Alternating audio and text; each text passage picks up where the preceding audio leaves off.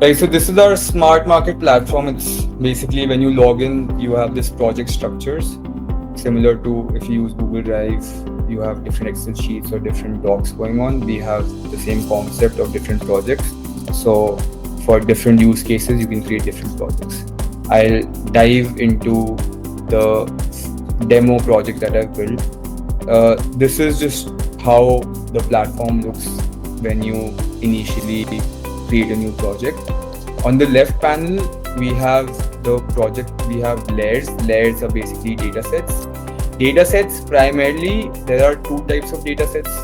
There can be more, but the primary data set that we have, one is polygons, boundaries, basically, regional boundaries.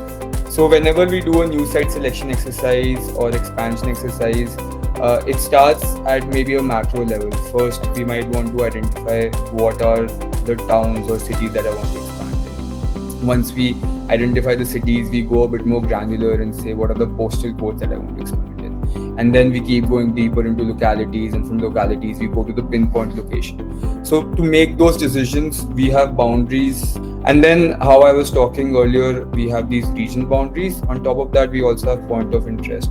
So let's say I just want to view all ATM locations in Gurgaon. I can just click on the layer and all ATM locations come.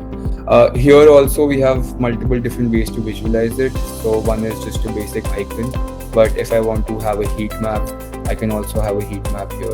If I want to go into a cluster view, I can go into a cluster view. So it's just different visualization styles, and just visualizing things also sometimes gives you a lot of insights, what is happening. Seeing things on the map makes a big difference in just seeing things on the next